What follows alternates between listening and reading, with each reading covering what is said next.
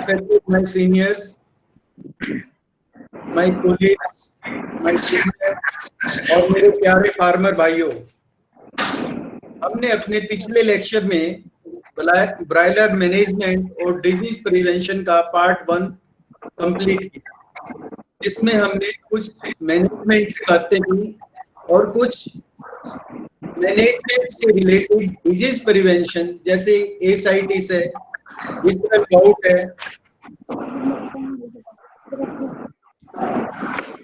Pneumonia है और discuss किया था टेम्परेचर के साथ एज के साथ पानी का कंजम्पशन ब्रायलर का घटता बढ़ता रहता है, इसलिए हमें एंटीबायोटिक हमेशा बॉडी वेट के हिसाब से देना चाहिए। अगर हम पर ग्राम लीटर के हिसाब से देते हैं तो मैंने ये पीछे बताया था कि कितना टाइम ऐसे होता है कि पानी का कंजम्पशन सर्दियों में और गर्मियों में 3-4 गुना का फर्क पड़ जाता है। इसलिए ये जरूरी है कि जब कभी भी हम एंटीबायोटिक का ट्रीटमेंट दें तब हम बॉडी वेट के हिसाब से दें। तो आज जो हमारा लेक्चर है इसमें हम मंथ वाइज जनवरी में हमें क्या ध्यान रखना चाहिए, फरवरी में क्या रखना चाहिए, पूरे साल का ये मैंने तैयार किया है और इसका ये ऑब्जेक्ट है क्योंकि रिक्वायरमेंट्स हर महीने अलग अलग होती है। हमारा नॉर्थ इंडिया में एक्सट्रीम गर्मी है और एक्सट्रीम सर्दी है। हमारे 5 महीने फेवरेबल रहते हैं। 5 महीने में जैसे फरवरी है, मार्च है, ये 2 महीने गर्मियों के ठीक रहते हैं जब गर्मी स्टार्ट होती है। उसके बाद सितंबर, अक्टूबर, नवंबर, सिर्फ ये 5 महीने ठीक जाते हैं और 5 महीने में जो लोग डालते हैं उनका करीब करीब ठीक से निकल जाता है, चाहे वो बहुत ज्यादा ध्यान दे या ना दे। लेकिन बाकी के जो 7 महीने हैं, जनवरी, अप्रैल, मई, जून, जुलाई, अगस्त और दिसंबर, ये हमारे 7 महीने ऐसे हैं जिसके अंदर बहुत ज्यादा बीमारियां रहती है और बर्ड को तैयार करना आसान नहीं होता नॉर्थ इंडिया में। अगर हम छोटी छोटी बातों पे ध्यान देंगे, छोटी छोटी चीजों पे ध्यान देंगे, हमें बड़ी चीज नहीं चाहिए, छोटी छोटी चीजों पे अगर हम ध्यान देंगे तो मुझे पूरा कॉन्फिडेंस है कि आप सभी लोग पूरे साल अच्छे से ब्रायलर को पाल सकते हैं। तो देखो, सबसे पहले हमें देखना है जनवरी के महीने में हमें क्या क्या ध्यान रखना चाहिए। जनवरी में बहुत ज्यादा सर्दी होती है और यूजुअली हम देखते हैं कि चिक्स दब के मरते हैं, फीड भी कम लेते हैं, पानी भी कम लेते हैं और बर्ड छोटा बड़ा बहुत होता है और बहुत सारी बीमारियां पकड़ते हैं। और एक खास बात यह है कि जैसे बर्ड ग्रोथ पे आता है, 20 दिन पे, 18 दिन पे, 21 दिन पे, जैसे वो ग्रोथ लेना स्टार्ट करता है उसमें पानी भरने की प्रॉब्लम सर्दियों में शुरू हो जाती है। तो जनवरी में ये पानी की प्रॉब्लम ना शुरू हो, पेट में पानी ना भरे, बर्ड छोटा बड़ा ना हो और बर्ड कम फीड ना खाएं, ठीक है, इसके लिए ये जरूरी है, आपको ये बातें समझनी जरूरी है। सबसे पहली बात तो ये है कि हमें हवा के ऊपर ध्यान देना है। शेड के अंदर वेंटिलेशन का होना बहुत जरूरी है, चाहे वो स्लो स्लो हवा का सर्कुलेशन हो। अगर हवा का सर्कुलेशन प्रॉपर है तो उसमें ऑक्सीजन की मात्रा पूरी रहती है, अमोनिया और कार्बन डाइऑक्साइड गैस वो बाहर निकल जाती है।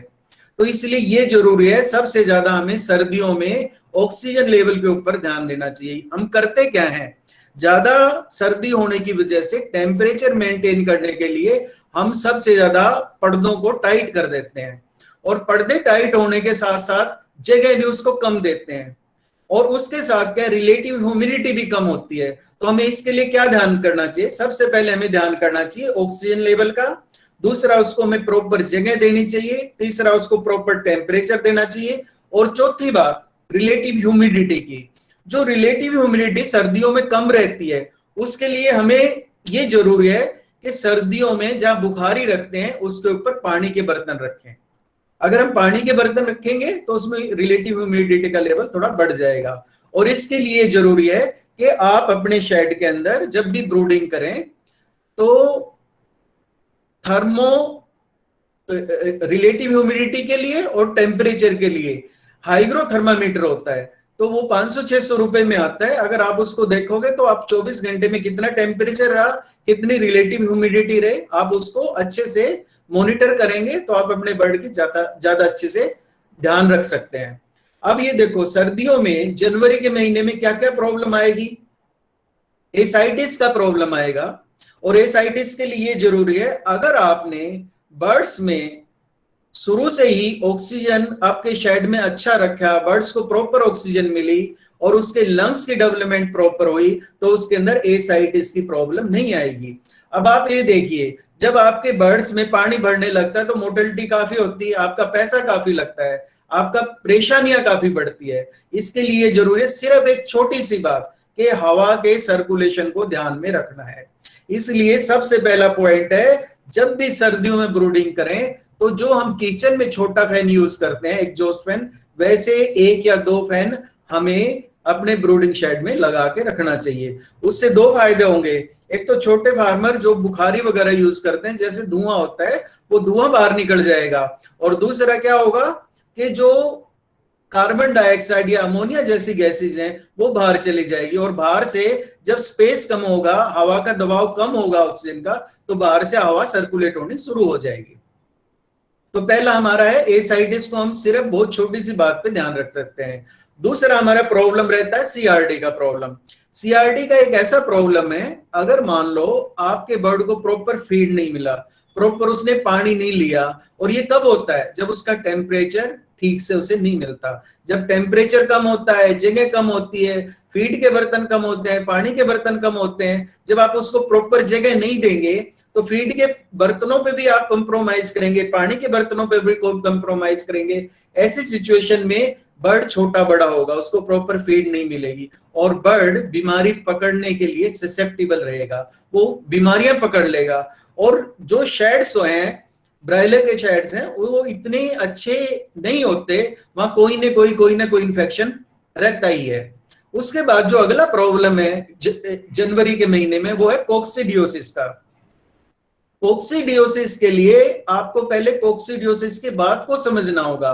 कोक्सीडियोसिस सबसे पहले आपको ये देखना है कि आपका लीटर की क्वालिटी कैसी है, क्या लीटर में सील तो नहीं है, लीटर गिल्ला तो नहीं है, इसके ऊपर आपको ध्यान रखना। क्या आपने प्रॉपर सफाई की है? अगर आपने प्रॉपर सफाई की है, शेड की बर्निंग की है, कास्टिक सोडे से धोया है, और उसके बाद आपने लीटर के ऊपर सही ध्यान रखा है। अगर छोटा फार्मर है जो जैसे 5-7 हजार का, 10 हजार का, अगर डेली बेसिस पे थोड़ी थोड़ी बीट को हम साफ करते रहे, हल्की सी झाड़ू से बीट को बाहर निकालते रहे, तो इस प्रॉब्लम को हम काफी हद तक कवर कर सकते हैं। कोक्सीडियोसिस के लिए ये जरूरी है कि आप शेड के अंदर की चप्पलें अलग रखें, शेड के बाहर की चप्पलें अलग रखें। इसी तरह से जहां आप अपनी फीड बनाते हैं या फीड रखते हैं, वहां के लिए चप्पलें अलग रखें और शेड के अंदर चप्पलें अलग रखें। इन छोटे सी प्रिकॉशन से आप कोक्सीडियोसिस से बच सकते हैं। उसके बाद जो अगला प्रॉब्लम है वो है आरडी का। इसको न्यूकैसल डिजीज भी बोलते हैं और रानीखेत डिजीज भी बोलते हैं। सर्दियों में जब बहुत ज्यादा टेम्परेचर कम होता है, बहुत सर्दी होती है, तो उसके अंदर आरडी आने के बहुत चांसेस रहते हैं। तो इसकी प्रिवेंशन के लिए क्या चाहिए? इसकी प्रिवेंशन के लिए ये चाहिए कि हमें पहले, दूसरे, तीसरे दिन के आसपास हमें किल्ड वैक्सीन देना चाहिए, बीजा 15, और हमारा कंबाइंड वैक्सीन भी आता है, क्योंकि सर्दियों में आईबी की भी बहुत ज्यादा प्रॉब्लम रहती है। लेकिन पूरी की पूरी ब्रायलर इंडस्ट्री आईबी के बारे में बहुत ज्यादा इग्नोरेंट है। बहुत सारे लोग आईबी की वैक्सीन अब भी नहीं करते। वो क्या करते हैं, जब अच्छा मौसम होता है तो उनके बर्ड पड़ जाते हैं अच्छे से, तब वो सोचते हैं कि कोई बात नहीं, हमारा ठीक। लेकिन भरी गर्मी, जब भी गर्मी आएगी, जब भी सर्दी आएगी, उसके अंदर आईबी के कारण उनके बहुत लॉसेज होंगे। आईबी में होता क्या है, मुंह फाड़ के सांस लेते हैं, और उसके बाद मोर्टेलिटी बड़ी फास्ट होती है। 15, 17, 18 दिन से मोर्टेलिटी शुरू हो जाती है। और अगर मान लो लेट भी शुरू होती है तो उसमें क्या है कि बर्ड प्रॉपर बॉडी वेट नहीं लेते। बहुत सारे देखने में ठीक लगेंगे और उसके बावजूद आपको लगेगा वेट ही नहीं आया। तो उसके अंदर अगर हम देखें, ये आईबी की प्रॉब्लम नॉर्थ इंडिया में अब से नहीं, बहुत लंबे समय से है। तो इसलिए ये जरूरी है कि आप पहले दिन पे ही आईबी का H120 वैक्सीन आई ड्रॉप ब्रायलर में जरूर दें, और उसके बाद आप 7, 8, 10 दिन के ऊपर उसको रिपीट भी जरूर करें। इसी तरह से जो अगली प्रॉब्लम है वो है गम्बोरो की। अगर गम्बोरो आपके एरिया में है, अगर आपके एरिया में लेयर फार्म्स हैं, अगर आपके एरिया में ब्रायलर के बहुत ज्यादा फार्म्स हैं, और अगर आपका सिंगल फार्म भी है, लेकिन अगर आपने ऐसी प्रिकॉशन नहीं रखी, कौन सी, जैसे आपने बर्ड को कल करना है, बर्ड निकालना है, उस समय जो गाड़ियां आई अगर वो धुल के नहीं आई, अगर धुल के आपके पास गाड़ियां नहीं आती तो वो इन्फेक्शन कैरी करती है, और वो गाड़ी जब अंदर आती है तो वो इन्फेक्शन वहां छोड़ जाती है। जब आप नेक्स्ट फ्लोक पालते हैं तो उसके अंदर ये इस तरह का इन्फेक्शन रहता है। अभी कुछ दिन पहले ही मेरे एक मित्र ने फार्म बनाया 50-60 हजार की कैपेसिटी का, उसने 1-2 ही फ्लोक डाले होंगे, तीसरा डाला होगा, तो मैंने देखा उसका प्रॉब्लम है। तो मैंने कहा ये एनडी का प्रॉब्लम तेरे यहाँ कैसे आया, बिल्कुल आइसोलेटेड फार्म है। तो मैंने उससे पूछा, भाई मुझे एक बात बताओ, जो आपके गाड़ी आती है, गाड़ी मुर्गे उठाने के लिए आती है, क्या वो धुल के आती है? कहता है जी धुल के तो आती है, लेकिन आखिरी की जो गाड़ियां आती है ना, 1-2 बज जाती है, उस समय धुल के नहीं आती। मैंने कहा क्यों नहीं आती? मैंने कहा वही आपकी इन्फेक्शन छोड़ के गए हैं। तो इसलिए ये जरूरी है कि जब भी आपका ब्रायलर मार्केट होना हो और जो गाड़ियां आए, तो सबसे पहली कंडीशन है वो गाड़ियां धुल के आए। चाहे आपके आखिरी में 500 बर्ड बचे, जो भी गाड़ी वहां आएगी आपकी प्रीमिसेस में, आपके फार्म पे जो भी गाड़ी आएगी, जरूरी है कि वो धुल के आए। तो इसी तरह से गम्बोरो एक प्रॉब्लम है, भरी सर्दी में और भरी गर्मी में। इसके लिए भी ये जरूरी है कि आप गम्बोरो का वैक्सीन प्रॉपर करें। और इसके अंदर एक प्रिकॉशन है कि जो गम्बोरो के हॉट वैक्सीन हैं उसको आप 3 बार से ज्यादा ना करें, कंटिन्यूअस ना करें। उसके लिए आप ये है कि भरी गर्मी में और भरी सर्दी में आप हॉट वैक्सीन यूज कर सकते हैं, और वो भी 3 बार से ज्यादा नहीं। और अदरवाइज आप आईबीडी स्टैंडर्ड करें। भरी गर्मी और भरी सर्दी में आप गम्बोरो प्लस वैक्सीन कर सकते हैं। तो ये आपको जनवरी के महीने में प्रिकॉशन रखना है, और मुझे उम्मीद है कि आप जनवरी के बारे में प्लानिंग ठीक से समझ गए होंगे। अब नेक्स्ट मेरा, अब जनवरी के बारे में किसी भाई को अभी क्वेश्चन करना है तो हम अभी कर सकते हैं साइमल्टेनियसली। अगर आप चाहें कि आप कंटिन्यू करो, बाद में करेंगे तो हम बाद में कर सकते हैं।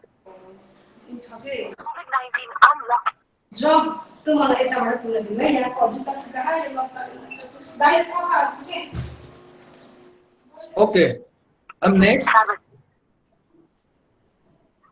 अभी सर्दियों में आपको ध्यान रखना है, सर्दियों में आपको ये ध्यान रखना है कि जो मैंने आपको बोला वेंटिलेशन का होना जरूरी है।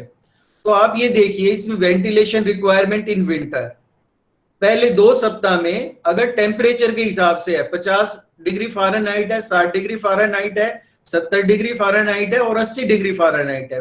देखो इसमें एयर सर्कुलेशन कितना कम है, 0.3 क्यूबिक फीट पर मिनट पर बर्ड। फिर 60 डिग्री फ़ारेनहाइट पे 0.4 क्यूबिक फीट पर मिनट पर बर्ड। इसी तरह से अगर बर्ड हमारा 3 से 4 वीक का है तो उसके अंदर हमारा 50 डिग्री फ़ारेनहाइट पे है, एयर सर्कुलेशन के हमें चाहिए 1.2 क्यूबिक फीट पर मिनट पर बर्ड। और ये सारा का सारा हमारा मेंटेन कैसे हो सकता है? सर्दियों में अगर हम 2 एग्जॉस्ट फैन जो हम किचन में यूज करते हैं, इस तरह के अगर हम ब्रूडिंग में यूज करेंगे तो हमारा पर्पज सोल्व हो जाएगा। इससे आपका टेम्परेचर भी डाउन नहीं होगा और हमारे शेड में ऑक्सीजन के लेवल्स भी प्रॉपर हो जाएंगे। और एक और खास बात है कि हवा की स्पीड मापने के लिए जो मीटर होता है उसको बोलते हैं एनीमोमीटर। वो सिर्फ 1200 रुपए का आता है, Amazon पे इजीली अवेलेबल है। अगर ये आपके पास होगा तो आप आराम से देख सकते हैं कि हवा की स्पीड कैसे है, और इस टेबल को देख के आप उसको मैच कर सकते हैं। नेक्स्ट हमारी जो ब्रूडिंग है ब्रायलर की, फरवरी के महीने में, इस महीने में चिक्स पालने में ज्यादा दिक्कत नहीं आती। 20 फरवरी तक यूजुअली नॉर्थ इंडिया में हल्की ठंड रहती है, और रात के समय ब्रूडिंग में जो तापमान है वो थोड़ा कम रहता है। तो हमें रात के लिए ज्यादा ध्यान रखने की जरूरत है। और ऐसे में इस महीने में बर्ड अच्छा वजन लेता है, FCR भी अच्छी आता है, और साथ में बीमारियां भी बहुत कम आती है। तो फरवरी का महीना आप लोगों के लिए सेफ है। उसके बाद मार्च का महीना ऐसा है, दिन रात का जो टेम्परेचर है वो बिल्कुल फेवरेबल ही रहता है। कई बार 20 मार्च के बाद गर्मी बढ़नी स्टार्ट हो जाती है, और यूजुअली मार्च का महीना फेवरेबल ही रहता है। FCR भी अच्छा रहता है और बॉडी वेट भी बहुत अच्छा आता है और बहुत ही कम मोर्टेलिटी होती है। उसके बाद हमारा आता है अप्रैल, मई और जून की ब्रूडिंग का पीरियड। अब देखो ये सबसे ज्यादा क्रिटिकल पीरियड है। नॉर्थ इंडिया में अप्रैल में, मई में और जून में सबसे ज्यादा गर्मी होती है। 20 अप्रैल के बाद बहुत ज्यादा गर्म होना शुरू हो जाता है। मई मई बहुत गर्म रहता है और 20 जून के बाद कोई एक आधा बूंदाबांदी होनी शुरू हो जाती है। लेकिन आप ये मान के चलो अप्रैल, मई और जून में जो ब्रूडिंग है वो नॉर्थ इंडिया में सबसे ज्यादा क्रिटिकल है। टेम्परेचर 45 डिग्री तक पहुंच सकता है, ठीक है। और उसके बाद आपको बहुत ज्यादा ध्यान रखने की जरूरत है। बहुत ज्यादा बीमारियां आती हैं और इनमें जो बीमारियां आती हैं, आरडी बड़ी कॉमन है, आईवी बड़ी कॉमन है और गंबोरो बड़ी कॉमन है और सीआरडी बड़ी कॉमन है। तो 20 मई से 30 जून तक बाजार, ज्यादातर बाजार अच्छा रहता है। 20 मई से 30 जून तक यूजुअली मैं देखता हूं कि 20 मई से 30 जून तक का जो पीरियड है उसमें मार्केट अच्छा रहता है, 2 पैसे आने का होता है। इसके लिए जरूरी है कि हम आप बर्ड को अच्छे से पाल लें। और उसके लिए क्या जरूरी है? उसके लिए जरूरी है एक तो हम टेम्परेचर का ध्यान रखें, हमारे पास फैन प्रॉपर हो, जो टनल फैंस आजकल लगे हुए हैं। ब्रायलर फार्मर्स को चाहिए कि उसकी जरूरत रहती है अप्रैल, मई और जून में सबसे ज्यादा। तो अगर हमारे शेड में वो फैन लगे हैं तो उससे टेम्परेचर काफी ठीक रहता है। दूसरा सबसे बड़ी बात है प्रॉपर वैक्सीनेशन, सही टीके लगाएं। सही टीके कौन से हैं? हमें देखना है कि इस पीरियड में बीमारी कौन सी है। इस पीरियड में जो बीमारी है वो एनडी का बीमारी है, आईवी का बीमारी है, और इन दोनों से बचने के लिए, और तीसरा गंबोरो का बीमारी है। एनडी और आईवी से बचने के लिए ये जरूरी है कि आप शुरू के पहला, दूसरा, तीसरा, चौथा या 5वां दिन, इनके बीच में 1 दिन से 5 दिन के बीच में एनडी प्लस आईवी मल्टीकिल, जो हमारी कंपनी का BH न्यू ग्रो MN के नाम से आती है, उस वैक्सीन को आप यूज कर सकते हैं। ये एक वैक्सीन लगेंगे, इससे आपकी गर्मी काफी सेफ चली जाएगी। उसके बाद है जो आप CRD की दवाई देते हैं, उसमें आपको चाहिए कि आप वेंडोक्सेन दे, वो बॉडी वेट के हिसाब से दे। और दूसरा जो टाइलोसिन टार्ट्रेट है, सोलूटाइल के नाम से है, वो 16-17 दिन पर दे, वो भी बॉडी वेट के हिसाब से दे। तो अगर हम इन चीजों की प्रिकॉशन रखेंगे तो हम अप्रैल, मई और जून में बहुत अच्छे से ब्रूडिंग कर सकते हैं और 2 पैसे अच्छे से बचा सकते हैं। उसके बाद जो सबसे ज्यादा नॉर्थ इंडिया में क्रिटिकल पीरियड है वो है जुलाई और अगस्त की ब्रूडिंग। मैं ये देखता हूं जुलाई और अगस्त में उसमें क्या होता है, टेम्परेचर भी हायर साइड पे रहता है और रिलेटिव ह्यूमिडिटी भी हायर साइड पे रहती है। और इसके कारण क्या होता है, बर्ड छोटा बड़ा होता है, बहुत सारी बीमारियां पकड़ता है, FCR अच्छी नहीं आती और मोर्टेलिटी भी काफी ज्यादा होती है। और फार्मर क्या सोचता है, फार्मर ये सोचता है कि चिक्स की क्वालिटी अच्छी नहीं है। और अगस्त की ब्रूडिंग चाहे लेयर की है, चाहे ब्रायलर की और चाहे ब्रीडर की है, सबकी बहुत क्रिटिकल है। इसका बेसिक रीजन क्या है, टेम्परेचर भी ज्यादा होता है और रिलेटिव ह्यूमिडिटी भी ज्यादा होती है। इसके कारण बर्ड फीड कम खाता है, फीड कम खाएगा तो उसकी FCR भी गिरेगी और छोटा बड़ा भी होगा और उसके साथ साथ उसमें बीमारियां भी बढ़ेगी। और इसमें जो बीमारियां आती हैं वो क्या क्या आती है, सबसे 1 नंबर पे बीमारी है जुलाई और अगस्त में।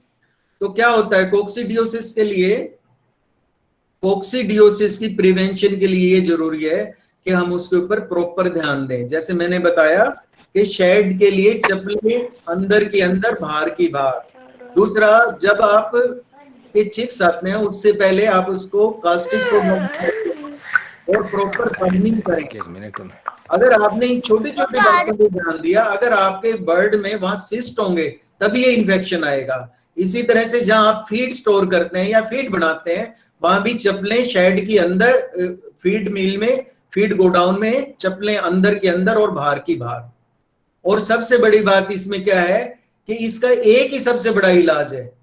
इसमें जो जुलाई और अगस्त के महीने में, चाहे वो लेयर है, चाहे ब्रायलर है और चाहे ब्रीडर है, हमें एक ही चीज का सबसे ज्यादा ध्यान रखना है जो फ्री में आती है, जो सबसे कम पैसा लगने वाली चीज, जिसका कोई पैसा नहीं, वो है ज्यादा शेड में हवा का आवागमन।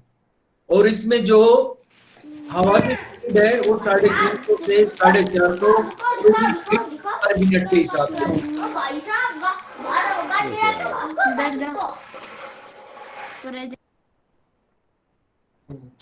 तो इसमें आपको एक ध्यान रखना है एयर सर्कुलेशन का, और दूसरा ध्यान आपको रखना है कि जितनी आपकी कैपेसिटी है उसमें आप 40% कम बर्ड्स डालें। अगर आपने 40% कम बर्ड्स डाले तो उसको स्पेस ज्यादा मिलेगा और उसमें आपके प्रॉब्लम्स कम से कम रहेगी। उसके बाद जो हमारा फेवरेबल पीरियड है सितंबर और अक्टूबर। सितंबर थोड़ा 15-20 दिन तक स्टार्टिंग के गर्म रहता है, उसके बाद धीरे धीरे मौसम ठीक होना शुरू हो जाता है। इसमें जो ब्रायलर पालने का समय अच्छा रहता है, तापमान ठीक रहता है, बीमारियां भी कम आती है, एफसीआर भी अच्छा रहता है, बॉडी वेट भी अच्छा आता है और कम समय में बर्ड तैयार होता है। और इसमें हमें बहुत ज्यादा वैक्सीन की जरूरत नहीं पड़ती। इसके अंदर जो हम किल्ड वैक्सीन के बारे में बात कर रहे हैं, हम इस ऐसे पीरियड में उसको अवॉइड कर सकते हैं। अब आइए नवंबर महीने में। नवंबर महीने का जो पीरियड होता है नॉर्थ इंडिया में, और रात का टेम्परेचर थोड़ा डाउन होना शुरू हो जाता है, रिलेटिव ह्यूमिडिटी भी थोड़ी कम होती है और इसमें कंपैरेटिव कम बीमारियां आती है, मोर्टेलिटी भी कम रहती है, एफसीआर भी ठीक रहता है। लेकिन जो प्रॉब्लम्स है डिजीज की वो है कोक्सीडियोसिस एंड सीआरडी। कोक्सीडियोसिस के बारे में मैं बता रहा हूं बार बार, छोटी छोटी प्रिकॉशंस हैं, अगर आप उन पे ध्यान देंगे तो आपके बर्ड में कोक्सीडियोसिस नहीं आएगी। तो ये ऐसा पीरियड है जहां कम बीमारियां हैं और बढ़िया एफसीआर है। उसके बाद फिर क्रिटिकल पीरियड आता है दिसंबर महीने का। दिसंबर में ठंड बढ़नी शुरू हो जाती है, रात का टेम्परेचर काफी कम होता है और इसमें जो मेन बीमारी आती है वो सीआरडी है, एनडी है, आईबी है, कोरो है, इन्फेक्शियस कोराइजा है, फाउल कोलरा है, कोक्सीडियोसिस है और एसाइटिस। एसाइटिस के बारे में जो हमने जनवरी के महीने में भी बताया, तो दिसंबर और जनवरी में ये प्रॉब्लम एसाइटिस की भी रहती है और इसके लिए जरूरी है कि आप हवा के ऊपर ध्यान दें। तो छोटा एग्जॉस्ट फैन आप ब्रूडिंग के अंदर जरूर जरूर यूज करें। तो इससे क्या है, आपकी एसाइटिस में भी आपको फायदा रहेगा, बर्ड में एसाइटिस नहीं आएगी और साथ में सीआरडी की भी प्रॉब्लम कम से कम रहेगी। और जो हमने इसमें वैक्सीन यूज करनी है इस पीरियड में, जरूरी है कि हम BH न्यूब्रो MN ND plus IB मल्टीकिल 3 से 5 दिन पे 0.25 ml पर बर्ड गर्दन में सब कट यूज करें। ठीक है। और कोक्सीडियोस प्रिवेंशन प्रोग्राम के लिए ये जरूरी है कि शेड के अंदर की चप्पलें अलग रखें और शेड के बाहर की चप्पलें अलग रखें। सिर्फ 2 ही प्रिकॉशन अगर आपने रख ली, 2 की 3। एक तो कास्टिक सोडा से आपको शेड को धोना है, जो पक्के शेड है। कच्चे शेड है उसमें से आप 6 इंच के करीब मिट्टी निकाल दें, नई मिट्टी डाल दें। और दूसरी चीज है, आप चप्पलें बाहर की बाहर और अंदर की अंदर। छोटी सी प्रिकॉशंस में आप इस बीमारी से बच सकते हैं, अदरवाइज इसमें बहुत ज्यादा नुकसान होता है। और यही सबसे बड़ी प्रॉब्लम है इंडस्ट्री की। जो ब्रायलर में सबसे ज्यादा लॉस है वो सिर्फ कोक्सीडियोसिस के कारण है, क्योंकि जो क्रोनिक कोक्सीडियोसिस रहती है, क्रोनिक कोक्सीडियोसिस के कारण दूसरी बीमारियां बढ़ जाती है। दूसरी बीमारियों में क्या है, एनडी आएगी, आईबी आएगी, कोराइजा आएगा, सीआरडी आएगा, लेकिन हम कभी नहीं पहचान पाएंगे कि इसकी जड़ कहाँ है। तो इन सब की जड़ अगर हम उसकी स्लाइड बना के देखें, जहां आपको सबसे ज्यादा सीआरडी मिलती है, बर्ड के अंदर खोलते हैं तो जाड़ा मिलता है। अगर उसको हम चेक करें इंटेस्टाइन में, उसका सिस्ट चेक करें, वो सिस्ट, तो हमें उसमें ऊसिस नजर आएंगे। तो बेसिक जो रीजन है वो उसका है क्रोनिक कोक्सीडियोसिस। अब ये है वैक्सीनेशन शेड्यूल। ब्रायलर में हमें वैक्सीनेशन शेड्यूल क्या देना चाहिए, तो इसको आप ध्यान से सुनो। नंबर 1 बात, जितना भी ब्रायलर इंडस्ट्री है, जो इंटीग्रेटर लोग हैं, वो तो B1, वो तो IB का वैक्सीन यूज करते हैं। अदरवाइज छोटे फार्मर या दूसरे फार्मर जो अपना चला रहे हैं, वो IB की वैक्सीन के बारे में इग्नोरेंट है, वो IB का वैक्सीन यूज नहीं करते। जब अच्छा मौसम होता है तो उनका बर्ड अच्छा पड़ जाता है, अदरवाइज उनके बहुत प्रॉब्लम आती है। और जो IB को है वो डायग्नोज नहीं होता फील्ड में, उसके बजाय कोई उसको कुछ बताता है, कोई कुछ बताता है, और कुछ कुछ दवाइयां देते रहते हैं, और अल्टीमेटली फ्लो को निकालना पड़ता है। तो मेरे दोस्तों, मेरी आप लोगों से रिक्वेस्ट है, मेरे फार्मर भाइयों, आप बात को समझो, और ये जरूरी है कि आप पहले दिन पे आईवी का वैक्सीन H120 जरूर करें। इसी तरह से इसके साथ कॉम्बिनेशन में आता है B1 प्लस H120 वेंट्री का वैक्सीन आता है। आप इसको आई ड्रॉप पहले दिन पे या हैचरी लेवल पे आप इसको आंखों में यूज कर सकते हो। दूसरा लसोटा प्लस आईबी मास्क 7 दिन पे आप इसको यूज कर सकते हैं। आप इसको ड्रिंकिंग वाटर में दे सकते हैं, टैबलेट आती है नीले रंग की वैक्श्योर के नाम से, उसके साथ यूज कर सकते हैं, या स्किम मिल्क पाउडर है 6 ग्राम 1 लीटर के हिसाब से आप यूज कर सकते हैं। तीसरा जरूरत है गंबोरो वैक्सीन की। तो गंबोरो वैक्सीन में 2 बातों का ध्यान रखना है। भरी गर्मी और भरी सर्दी में आप प्लस वैक्सीन यूज कीजिए, आईबीडी प्लस, भरी गर्मी और भरी सर्दी 12 से 14 दिन पे। अदरवाइज आप स्टैंडर्ड वैक्सीन यूज कीजिए। तो हमारे जो 5 महीने हैं, फेब्रुअरी महीने, 5 महीने कौन से? फरवरी, मार्च, सितंबर, अक्टूबर, नवंबर, उसमें हम यूज करेंगे गंबोरो स्टैंडर्ड, और बाकी के 7 महीने में हम यूज करेंगे गंबोरो प्लस वैक्सीन। इसी तरह से हम लसोटा का जो वैक्सीन दे रहे हैं 21 दिन पे रिपीट करते हैं। अगर मान लो 21 दिन के ऊपर आप, कई बार क्या करते हैं फार्मर मेरे को बोलते हैं कि भी जैसे हम 12-14 दिन पे गंबोरो देते हैं सांस की आवाज शुरू हो जाती है। वो सांस की आवाज इसलिए शुरू हो जाती है कि आपके चिक्स में माइकोप्लाज्मा पड़ा रहता है। अगर आप माइकोप्लाज्मा का प्रिवेंशन प्रोग्राम करेंगे तो ये आपकी प्रॉब्लम मिनिमम रहेगी। इसी तरह से लोग कहते हैं कि लसोटा देते हैं तब ये प्रॉब्लम आती है। तो इसलिए ये जरूरी है कि जब आप 16-17 दिन पे सीआरडी प्रिवेंशन प्रोग्राम करेंगे तब ये आपके प्रॉब्लम नहीं आएगी। इसी तरह से भरी गर्मी और भरी सर्दी, भरी गर्मी का पीरियड हमारा क्या है? अप्रैल, मई, जून, जुलाई और अगस्त। इस पीरियड में हमें BH न्यूब्रो MN यूज करना है। इसी तरह से भरी सर्दी में, भरी सर्दी का पीरियड हमारा नॉर्थ इंडिया का दिसंबर और जनवरी। तो भरी गर्मी और भरी सर्दी, इस पीरियड के अंदर हमें 7 महीने का ये पीरियड है, हमें चाहिए कि हम BH न्यूब्रो MN जो ND plus IB multi killed है, ये वैक्सीन हमें यूज करनी है 0.25 ml पर बर्ड, और ये गर्दन में लगेगी। हम इसको 3 से 5 दिन पे या 1 से 5 दिन के बीच में कभी भी यूज कर सकते हैं। मेरे को 100% कॉन्फिडेंस है मेरे दोस्तों, अगर आप इन छोटी छोटी बातों को और इस बात को सुनोगे तो आप सुखी से आप करोगे, सुनोगे और समझोगे तो आप बहुत अच्छे से ब्रायलर को सारा साल पाल सकते हो। इसी तरह से आपको ध्यान रखना है, ये बात वही है जो रिपीट हो रही है, बायोसिक्योरिटी मेजर्स। बायोसिक्योरिटी के ऊपर हमें क्या क्या ध्यान देना है? बायोसिक्योरिटी पे हमें ध्यान देना है कि जो भी व्हीकल आपके मुर्गों को उठाने के लिए आता है वो शेड में आए उससे पहले जो आपके सौदे होते हैं जिन व्यापारियों से, उनसे कहें कि हमारे पास जो गाड़ी आएगी वो धुल के आनी चाहिए। वो 500-400 रुपए, 300 रुपए जो उनका रेट है वो आपसे मांगेंगे, आप उसको खुश होकर दो।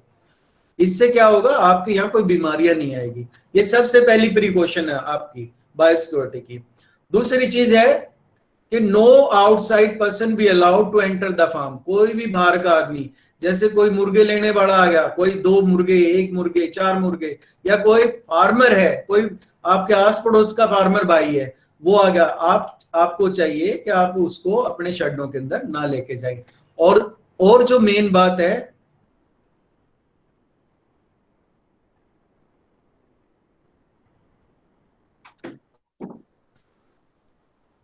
और मेन बात है कि शेड के अंदर की चप्पलें अलग हो और शेड के बाहर की चप्पलें आपकी लेबर की अलग हो। इसके साथ ही बायोसिक्योरिटी में एक और बात है कि किसी भी फार्म से कोई चीज ना लें। जैसे कई बार क्या होता है, किसी की फीड बच गई तो हम क्या कहते हैं, यार मेरे 4 बैग बच रहे हैं, ले ले। भाई ऐसे काम नहीं करने, क्या पता उसको क्या बीमारी थी। कई बार कोई बीमारी भी नहीं डिटेक्ट होती, लेकिन क्या है, जैसे बर्ड निकलता है ना, कोई ना कोई हल्की फुल्की बीमारी, कोई ना कोई वायरस वहां रह जाता है और उसके बारे में ओनर को भी नहीं पता होता। लेकिन अगर हम उसका फीड यूज करेंगे तो वो इन्फेक्शन हमारे फार्म पे आ सकता है। इसी तरह से जो हमारा पुराना लीटर है, जैसे सफाई कर दी हमने और लीटर को हमने शेड के बाहर आजू बाजू डाल दिया, ठीक है, हमें ऐसे काम भी नहीं करने। जब चिक्स आएगा चिक्स आने से पहले पूरी की पूरी सफाई होनी चाहिए, और जो पुराना लीटर है वो आपके शेड में बिल्कुल भी नहीं होना चाहिए। इसी के साथ शेड को प्रॉपर साफ करना चाहिए, और उसको कास्टिक सोडे से सारे फर्श को अच्छे से धोना चाहिए। उसके साथ सारे शेड की नीचे से दीवारों से 2-2, 3-3 फुट अच्छे से बर्निंग भी करनी चाहिए। उसके बाद प्रॉपर फ्यूमिगेशन करनी चाहिए। और एक सबसे बड़ी बात, आप इस बात को नोट करो, ये पॉइंट है थर्मल फॉगिंग। भैया हमारी कंपनी ने आप लोगों के लिए एक फैसिलिटी दे रखी है। हमारे पास थर्मल फॉगिंग मशीन है। आप X185 दवाई आप अपनी लेके आओ, और हमारी जो वेंट्री बायोलॉजिकल्स की टीम है, किसी को भी किसी एरिया में भी आप उसको बोलो, वो लोग आपको ये फैसिलिटी प्रोवाइड करवाएंगे। हमारा अपना बंदा आएगा और आपके सारे शेड को अच्छे से फ्यूमिगेट थर्मल फॉगिंग करके चला जाएगा। इसके लिए ये जरूरी है कि उससे पहले आप प्रॉपर क्लीनिंग करें और अच्छे से सारे पर्दों को टाइट करके रखें। ठीक है। एक सबसे बड़ी बात, 15 दिन का कम से कम आप लोगों को 2 फ्लोक के बीच में गैप रखना है।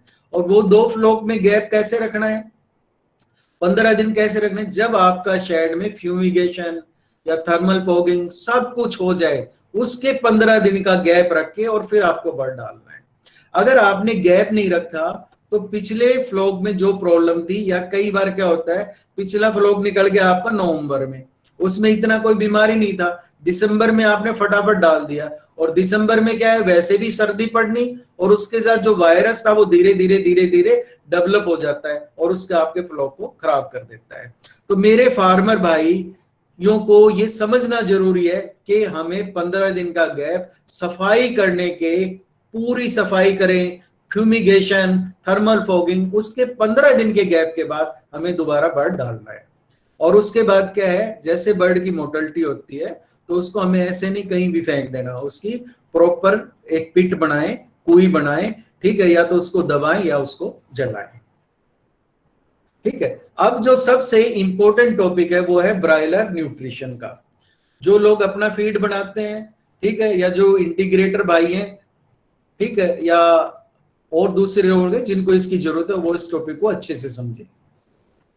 देखो जो ट्रेस मिनरल्स रिक्वायरमेंट्स हैं पर टन ऑफ फीड, मैग्नीज की 100 ग्राम है, आयरन की 90 ग्राम है, जिंक की 80 ग्राम है, कॉपर 15 ग्राम है, आयोडीन 2 ग्राम है, और सेलेनियम 300 मिलीग्राम है। इसी तरह जो विटामिन रिक्वायरमेंट्स हैं पर टन ऑफ फीड, ये टेबल है, आप इसका स्क्रीनशॉट ले सकते हैं और इसको आप अच्छे से याद कर सकते हैं। ये आपके फीड फार्मूलेशन में बड़ी हेल्पफुल रहेगी। नेक्स्ट है आपके बर्ड को कितना एनर्जी चाहिए, किस किस टाइम चाहिए। जैसे प्री स्टार्ट का स्टार्टर पीरियड है 0 से 14 दिन, उसको एनर्जी चाहिए 3000 किलो कैलोरी, प्रोटीन चाहिए 22.5%, कैल्शियम चाहिए 0.94%, फॉस्फोरस एवेलेबल फॉस्फोरस चाहिए 0.45%, डाइजेस्टिबल लाइसिन चाहिए 1.25%, और डाइजेस्टिबल मिथियोनिन चाहिए 0.57, और डाइजेस्टिबल थ्रियोनिन 0.77, और जो energy to crude protein ratio है वो चाहिए 1:133। ये चाहिए हमें जो हमारा 0 से 14 दिन के बच्चे के लिए प्री स्टार्टर पीरियड बोलते हैं, दूसरा 15 से 28 स्टार्टर पीरियड, और उसके बाद का जो है सारा फिनिशर। तो ये मैंने सारा चार्ट दे रखा है, इसको आप अच्छे से समझे। ये आपके जो हमारा जो ब्रायलर बर्ड है, वेंको ब्रायलर, उसके लिए ये सारी स्पेसिफिकेशन है। उसके बाद ये फीड फार्मूलेशंस हैं। हमने पर क्विंटल ऑफ फीड के हिसाब से, जो हमारे न्यूट्रिशन के हेड हैं डॉक्टर रघुवंशी, तो उनसे मैंने हेल्प ली है ताकि कोई कमी ना रहे। तो आप इस टेबल को भी आप अच्छे से स्क्रीनशॉट लेके रखें। और इसके अंदर मैं बोलता हूं, जैसे प्री स्टार्टर में हमें मक्का देनी है 59% के करीब, और जो सोया देना है 46% का 35% के करीब, और जो राइस ब्रान ऑयल है, क्रूड राइस ब्रान ऑयल है, वो 1.25 किलो के करीब, और मार्बल पाउडर है 1.44, और एमसीपी 0.76, और नमक देना है 237 ग्राम, डीएल मिथियोनिन 280 ग्राम, और एसिडोमिक्स 200 ग्राम, लाइसिन 233 ग्राम, और मीठा सोडा 114 ग्राम, ट्रेस मिनरल क्लासिक ब्राइलर ये 100 ग्राम, बायोवेंटॉक्स 100 ग्राम, कोलिन क्लोराइड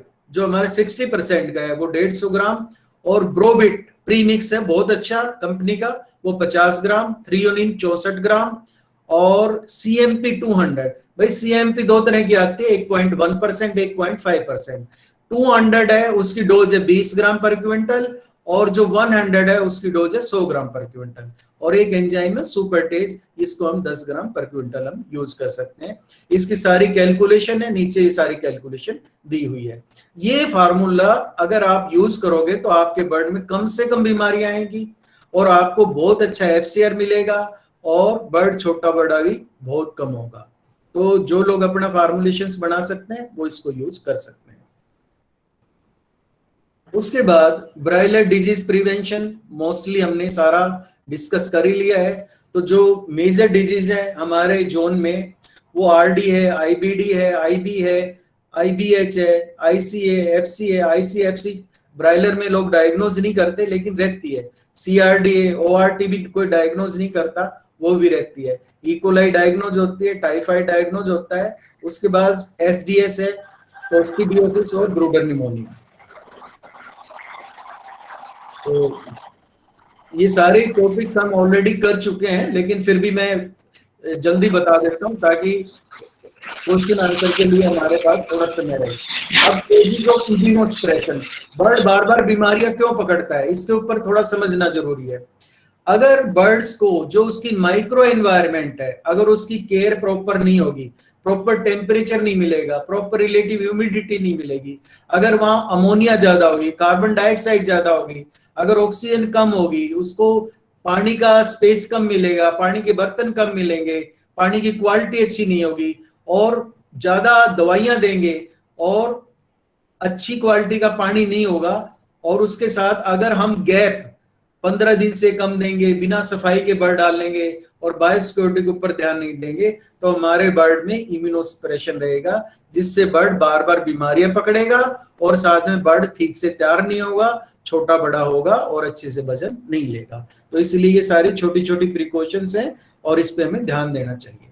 उसके बाद है और भी इसके कारण है, जैसे क्रोनिक कोक्सीडियोसिस, सब क्लिनिकल गंबोरो और इन्फेक्शियस ब्रोंकाइटिस, इस पे ध्यान देना है। हमें चाहिए आईबी की वैक्सीन यूज करें पहले दिन पे, और सीआरडी प्रिवेंशन प्रोग्राम यूज करें, और इसी की उसमें है रियो, सीएबी और एमडी, ये भी इम्यूनोसप्रेसिव डिजीजेज है। ठीक है, ये मैंने पिछले लेक्चर में अपना कवर कर दिया था कि सीआरडी का डिजीज कम्प्लेक्स कैसे बनता है। फिर भी मैं आपको बताता हूं, अगर बर्ड में इम्यूनोसप्रेशन है, जो जो प्रिकॉशन हमने ली वो आप नहीं लेते, तो बर्ड में ससेप्टिबिलिटी बढ़ जाती है बीमारी पकड़ने की। और क्रोनिक कोक्सीडियोसिस ब्रायलर में सबसे बड़ा कारण है। आपको हमेशा लूज ड्रॉपिंग्स के ऊपर ध्यान देना है। अगर बीट पतली है तो आप डॉक्टर के पास जाइए, स्लाइड बनाइए और कंफर्म कीजिए, क्योंकि आप तो कोक्सीडियोसिस को जब भी पहचानेंगे जब बर्ड में खून आना शुरू हो जाएगा, और वो बहुत लेट की स्टेजेस होती है। तो आपको चाहिए कि आप बारीकी से सारी चीजों को देखें, और जब भी आप शेड में जाएं कुर्सी लेकर शेड के अंदर बैठें, बर्ड्स का बिहेवियर देखें कि वो किस तरह से फीड ले रहा है, कैसे पानी ले रहा है, कितने बर्ड्स हैं दीवारों के साथ खड़े हैं, कितने बर्ड्स ऐसे फीड के पास तो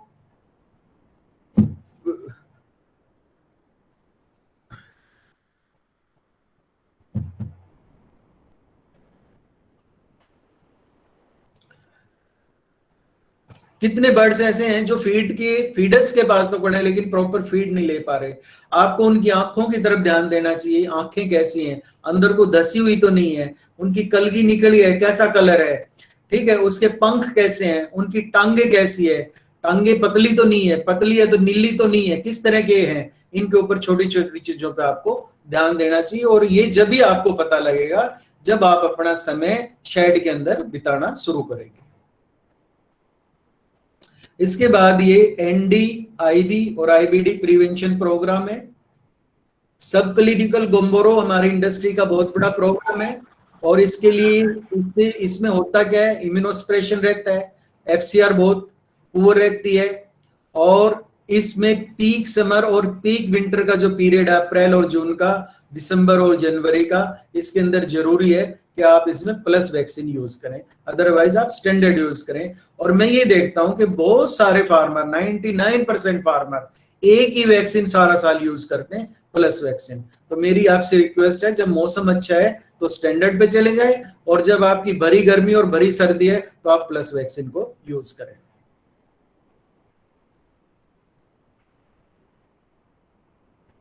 अब हमें फार्म पे किस चीज को रखना चाहिए? फार्म पे कुछ चीजों की जरूरत है, जैसे एनीमोमीटर हवा के सर्कुलेशन के लिए जरूरी है, छोटे एग्जॉस्ट फैन वो आपको सर्दियों की ब्रूडिंग के लिए जरूरी है, पीएच मीटर आपको पानी का पीएच चेक करने के लिए, टीडीएस मीटर पानी का टीडीएस कितना है, आपको हाईग्रो थर्मामीटर जिसमें आप टेम्परेचर और रिलेटिव ह्यूमिडिटी देखते हैं वो यूज कर सकते हैं, ऑक्सीजन मीटर ऑक्सीजन मापने के लिए, ये थोड़ा महंगा है तो ब्रायलर फार्म में चाहे तो इसको ना लें, लेकिन और सारी चीजें बहुत सस्ती सस्ती हैं, कोई 500 400 1000 बस इसी रेंज की है। और एक आप लोगों के पास चाहिए कि एक आप कैंची रखें अपने फार्म पे और पोस्टमार्टम करके देखें, क्योंकि देखो आप लोगों का काम है, आपका पैसा है, ऐसा नहीं है कि आपका 2 बर्ड मरे और आप भाग के डॉक्टर के पास जाएं, अगर आप जाते हैं तो पीछे से आपकी लेबर कैसे काम करेंगी? आप याद रखो, जब तक आप फार्म के ऊपर है आपका काम ठीक रहेगा, जैसे आप गए आपका आपका काम गड़बड़ रहेगा, क्योंकि जैसे आप गए लेबर आराम से बैठ जाती है। और दूसरी बात, ब्रायलर फार्म पे ओनर का होना बहुत जरूरी है, क्योंकि इसमें क्या है, कभी पर्दों को उठाना है और कभी पर्दों को ढकना है। ठीक है, कब क्या होता है, क्या सिचुएशन बदलती है, हमारे मौसम चेंज होते रहते हैं, दिन में ही बहुत वेरिएशंस होती हैं। अगर मालिक फार्म पे है तो वो उसी हिसाब से कहता है भाई आप पर्दे उठा दो। ठीक है, तो ये छोटी छोटी बातें हैं जिनके ऊपर आप ध्यान देंगे तो आप अच्छे से ब्रायलर फार्मिंग कर सकते हैं। अब आपको हमेशा याद रखना है, सीआरडी प्रिवेंशन प्रोग्राम, लोग कहते हैं सीआरडी है, मैं पूछता हूं भाई सीआरडी तो बहुत कॉम्प्लेक्स है, इसमें खाली ये नहीं है ना कि माइकोप्लाज्मा और इकोलाई है, अगर आप इसको एनालिसिस करोगे तो इसमें एनडी का कंपोनेंट भी मिलता है, आईबी का भी कंपोनेंट मिलता है और बहुत सारी चीजें होती है। तो सीआरडी प्रिवेंशन के लिए जरूरी है कि आप जहां प्रॉब्लम है ND plus IB multi killed जो आती है BH न्यू ग्रो MN के नाम से 0.25 ml पर बर्ड सब कट आप यूज करें दिसंबर, जनवरी, अप्रैल, मई, जून, जुलाई एंड अगस्त। उसके बाद आपको सेपरेट चप्पलें शेड के अंदर अलग यूज करनी है और शेड के बाहर अलग। इसी तरह 15 दिन का गैप आपको रखना है ताकि आप अच्छे से बर्ड को पाल सके। और सबसे बड़ी बात यह है, सर्दियों में ब्रूडिंग के लिए एग्जॉस्ट फैन जो हम किचन में यूज करते हैं आप एक या दो जरूर लगाएं। अब अगर हमारी मैनेजमेंट ठीक है तो हम बहुत अच्छे से ब्रायलर को पाल सकते हैं। मार्केट हमारे हाथ में नहीं है, हमारे हाथ में है बर्ड को ठीक से पालना। और मैं आपको अश्योर करता हूं, अगर हम ठीक से बर्ड पालेंगे तो मार्केट के कारण मार हम कम खाते हैं और बर्ड को ठीक से ना पलने के कारण मार हम ज्यादा खाते हैं। अगर हमने ठीक से ये मैनेजमेंट की बातें समझ ली और वैक्सीनेशन पे प्रॉपर ध्यान दे दिया तो हम अच्छे से ब्रायलर पाल सकते हैं।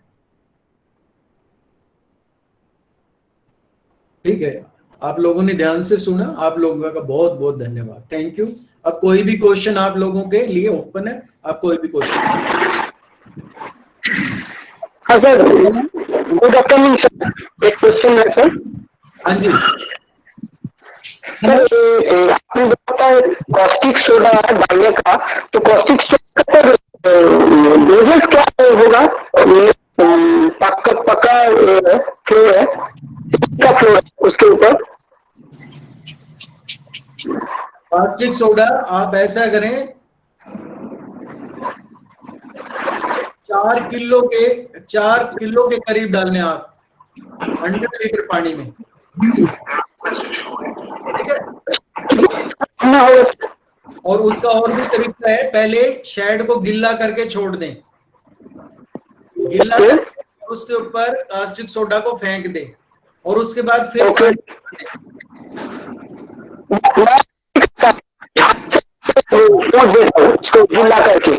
पर आवाज नहीं आ रही आपका रजिस्टर हो रहा है।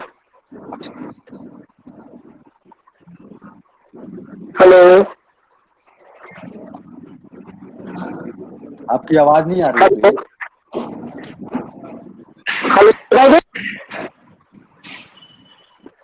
हेलो। हाँ बोलिए बोलिए, आवाज आ रही है। हाँ हाँ, तो सर कॉस्टिक सोडा के सिलसिले में बात करें, यूज करना है। भैया आपकी आवाज नहीं आ रही, और आप मेरा मोबाइल नंबर नोट कर लें। मेरे मोबाइल नंबर नोट करके आप इंडिविजुअल आराम से बात कर लेना, सारा डिटेल में समझा दें। ये नंबर नोट कर लें आप। ठीक है सर। ठीक है। Okay sir. Next question. Hello, hello, नमस्कार सर। नमस्कार। सर जैसे आपने बताया वैक्सीन शेड्यूल पहले दिन, 7वें दिन, 12वें दिन और 21वें दिन। हाँ इसमें सर जब हम VH न्यूब्रोएमएन 3 से 5वें दिन पर करेंगे 0.25 ml डोज, तो हाँ। सर जो बाकी का वैक्सीन शेड्यूल है उसमें कोई चेंज होगा? नहीं नहीं, वो तो वैसा का वैसा है जो मैंने वैक्सीन शेड्यूल स्क्रीन पे दिखाया है। जैसे हाँ जी। V1 प्लस H120 0 से हाँ 1 जी। डे पे, हाँ जी। लासोटा प्लस IV मास 7 दिन पे, हाँ IB जी। स्टैंडर्ड ऑब्लिक प्लस ये 12 से 14 दिन पे, और जी। लसोटा 21 दिन पे। ये हाँ देखो, जी। ये तो आपका सारा साल रहना ही रहना है। लेकिन भरी गर्मी में, भरी सर्दी में, या जिन लोगों को बीमारियां ज्यादा है फार्म पे, उन जी। लोगों को BH न्यूब्रो MN 0.25 ml पर बर्ड सब कट 3 से 5 दिन पे यूज करना। ठीक है, क्लियर है? बाकी का vaccine schedule as it is रहेगा, एज 4 इट इज वैक्सीन का। रहेगा, और फिर भी किसी को कोई दिक्कत है वो मेरे से बात कर सकता है। बहुत सारे इंटीग्रेटर हैं वो इसको शेड्यूल कर रहे हैं और सक्सेसफुली वो यूज कर रहे हैं। और मैं आपको बता दूं, बहुत सारे लोगों को मैंने 10-12 साल पहले बताया था कि आप आईवी की वैक्सीन यूज करें। तो वो जब से आईवी की वैक्सीन यूज कर रहे हैं, और जो लोग यूज कर रहे हैं आईवी की वैक्सीन, उनको कम से कम प्रॉब्लम है। जो कहते हैं सीआरडी एक वेग टर्म है, उसके बारे में आइडेंटिफाई नहीं हो रहा कि किस कारण से, क्या है इसके अंदर। कुछ भी हो, सीआरडी का या वायरल का अपना पिक्चर छुड़ाया, और कोई भी दवाई लिखी, आपने भी कोई दवाई डाल ली। तो आप चीजों को एनालाइज करो, और अगर आप ध्यान से इन चीजों को करोगे तो आपको कहीं जाने की जरूरत नहीं। आप घर बैठ के अपने फार्म पे अच्छे से बर्ड को पाल सकते हैं। Next question.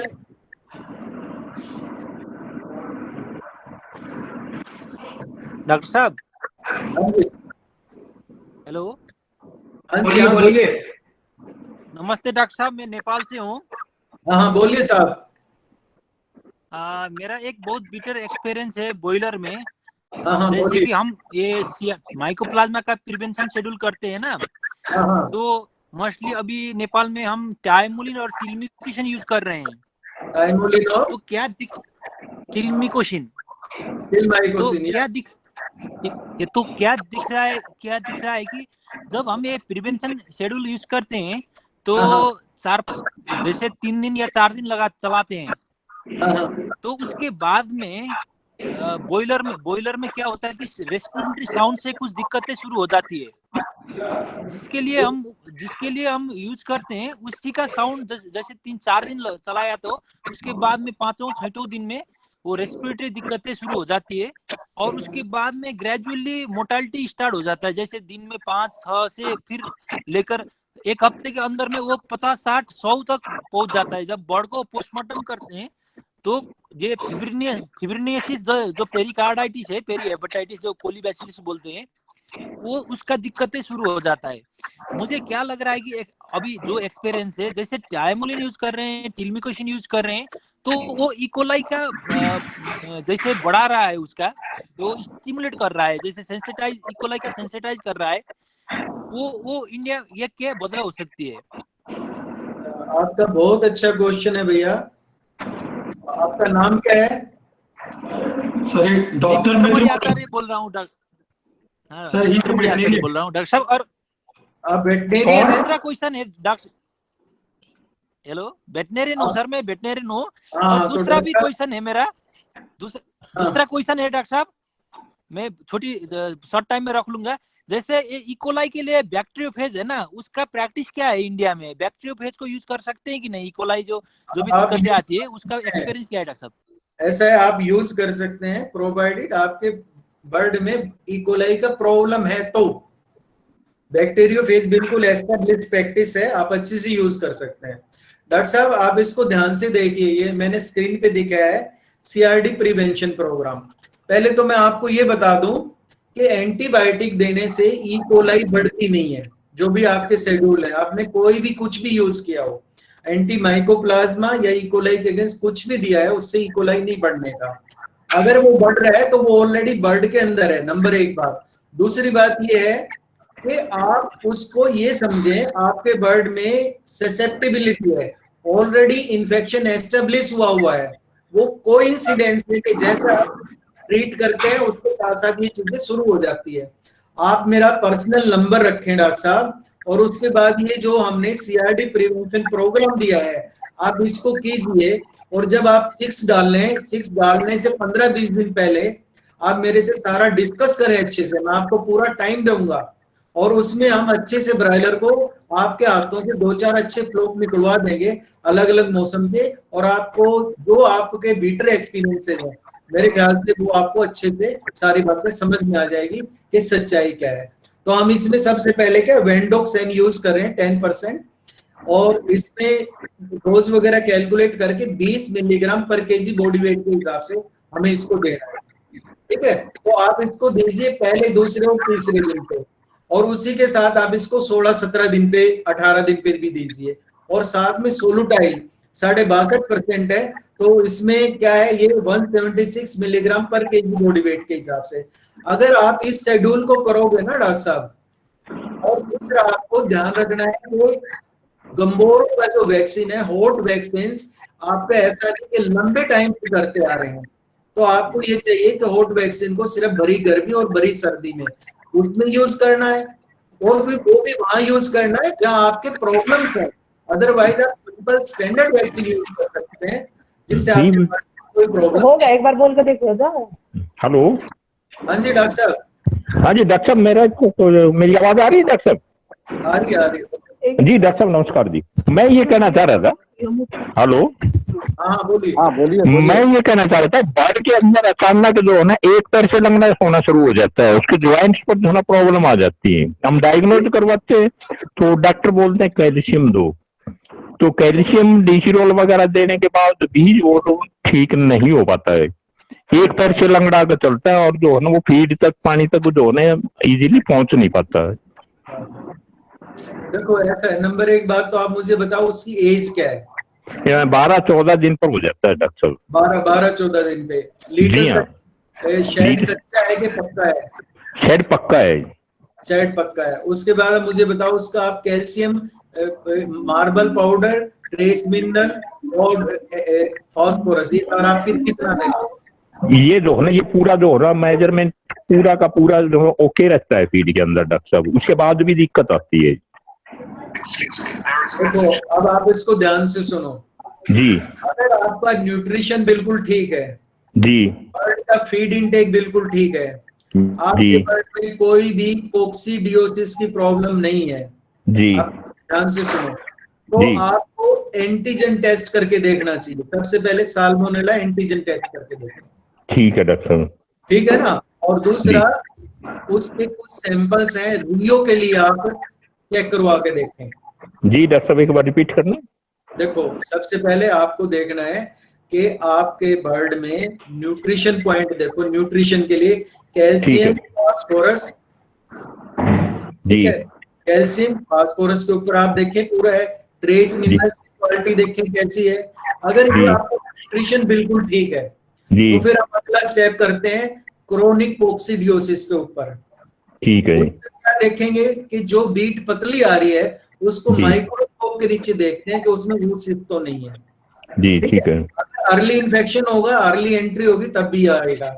उसके बाद मान लो ये भी नहीं है, आपको देखना टांगों की मोटाई ठीक है क्या, ये और बात बताओ मुझे। टांगों की तो मोटाई ठीक है, एक पैर से ज्वाइंट से लगना होना शुरू हो जाता है। वो जिस तरह से जो ज्वाइंट है उस ज्वाइंट के ऊपर स्वेलिंग भी है क्या? तो मामूली सी स्वेलिंग हो जाती है डॉक्टर, और कुछ बर्ड पर हो नहीं पाती, वो ऐसे ही हो जाता है, किसी किसी बर्ड पर मिलती है वो। और ये मोस्टली मेरे इधर जो है ना, मैं जो सोनीपत से बिलोंग करता हूँ, हमारे इधर मोस्टली फार्मर की कंप्लेंट है। आप सोनीपत में, भाई साहब क्या नाम आपका? जय भगवान राठी है। राठी साहब, ऐसा है, एक दिन अपन फिक्स करते हैं जी और मैं डॉक्टर साहब। सोनीपत लैब आ जाऊंगा। ठीक है डॉक्टर साहब, थैंक यू। तो सोनीपत लैब में है ना, आप मेरे पास ब्लड लेके आना। जी डॉक्टर साहब। उसमें अपन सारा एनालिसिस कर लेंगे, आपका न्यूट्रिशन भी चेक कर लेंगे, जी ठीक है, और उसमें जो आपकी प्रॉब्लम है उसको हम सोल्व कर देंगे।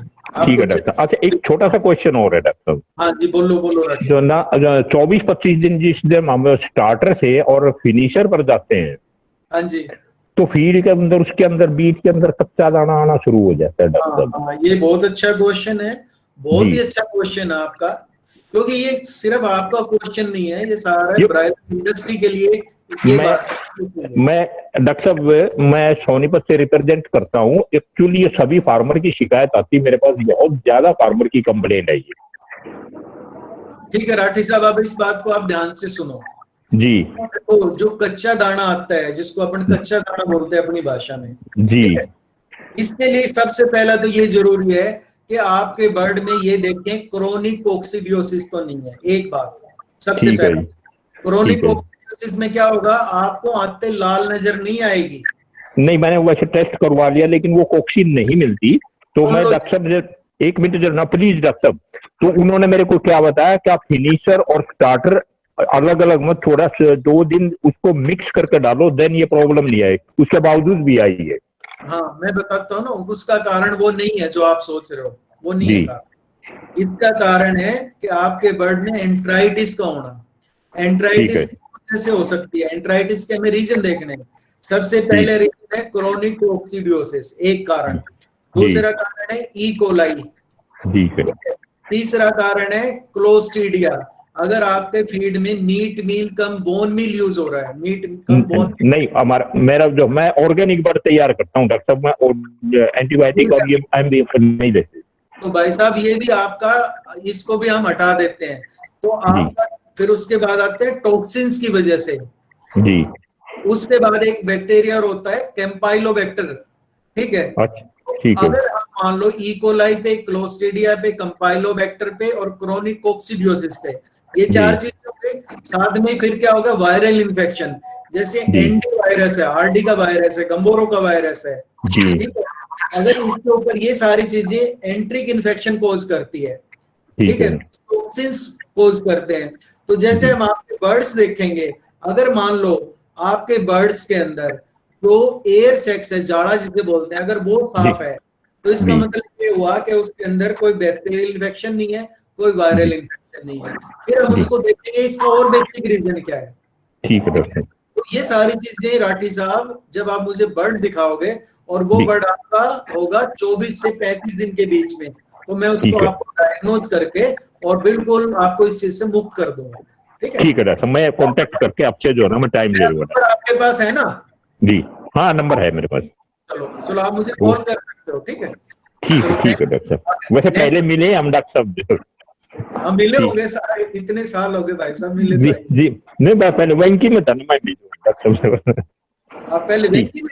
जी डॉक्टर साहब, जो ना मिले पहले, जो ना मैं आपसे मिलने के बाद बताऊं, अभी तो थोड़ा टाइम कम। डॉक्टर साहब, ये आप राठी साहब बता रहे हैं, जब वेस्टर्न हैचरी हुआ करता तब आने की बात है। ओह क्या बात है। जी डॉक्टर साहब। जी जो ना बड़ा आओ मैं हमारे मुलाकात हुई डॉक्टर साहब। थैंक यू, मैं मिलूंगा डॉक्टर साहब आपसे। डेफिनेटली, ठीक, क्योंकि ओके मैं लेयर वालों को भी लेक्चर देता रहा हूँ, आपके सोनीपत, 20-22 साल पहले की बात है। जी डॉक्टर साहब। ऐसा नहीं है जो ना मिला हो ना सुना हो, सब लोगों से आना जाना है। नहीं, मैं तो जानता हूँ, तो मैंने शर्मा जी को बताया कि था, I know him very well. चलो थैंक यू भाई साहब। ओके डॉक्टर साहब, thank you. Any more question sir? कोई और भाई लोग पूछना चाह रहे हैं?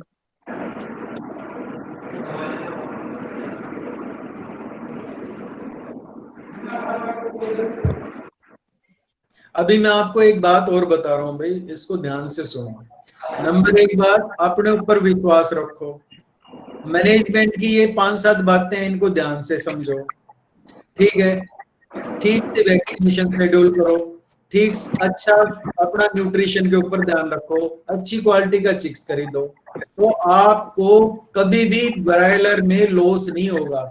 ठीक है, आपको कभी मान लो एक आधे फ्लोग में लॉस भी हुआ तो आप अच्छे से दूसरे फ्लोग में पैसा कमा लेंगे। ओवरऑल साल को निकाल के देखोगे, बहुत सारे मेरे दोस्त हैं ब्रायलर इंडस्ट्री में, मैं उनसे पूछता हूँ भाई क्या कितना लॉस है, कितना प्रॉफिट है, कहता है डॉक्टर साहब एक फ्लोग में लॉस हुआ है, बाकी में 3 में कमाएंगे, 4 में कमाएंगे। और हमेशा अपने ऊपर फेथ रखो, मैनेजमेंट की बातें सीखो, मैनेजमेंट को समझो, और इसकी जरूरतें है ना, उस जरूरत को पूरा करो। अगर जरूरतें पूरी करोगे, वजन भी अच्छा आएगा, बीमारी भी कम आएगी, FCR भी बहुत अच्छा आएगा। हाँ जी Sachin Bhushan ji. Yes, sir. Any more question?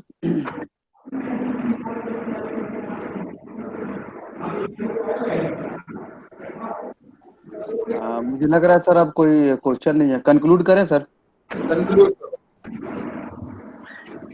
Okay, thanks all of you. पहले तो डॉक्टर रोहिला साहब को, 2 सेशन हमारा रहा ब्रॉयलर का। सर अभी और सेशन का रिक्वायरमेंट है कि नए टॉपिक पे आएंगे सर नेक्स्ट? नए टॉपिक हमारा जो ब्रायलर ब्रीडर मैनेजमेंट का था, उसमें हम 16 वीक तक पहुंचे थे। जी सर। ठीक है, उसके 2 लेक्चर और चाहिए हमें, कम से कम 2 या 3 लेक्चर चाहिए broiler breeder management. Broiler breeder management, ठीक है। हाँ, इसको नेक्स्ट टाइम कर लेंगे, जो भी फर्स्ट या सेकंड वीक में। ठीक है सर।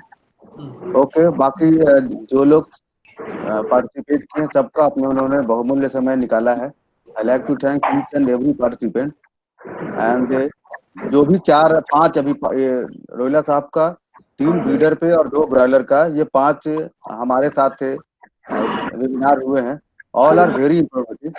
रेस्ट 2 जो है ब्रॉयलर ब्रीडर मैनेजमेंट का जो अभी पेंडिंग है, उसको हम पूरा करेंगे, पूरा होल 1 वीक साइकिल।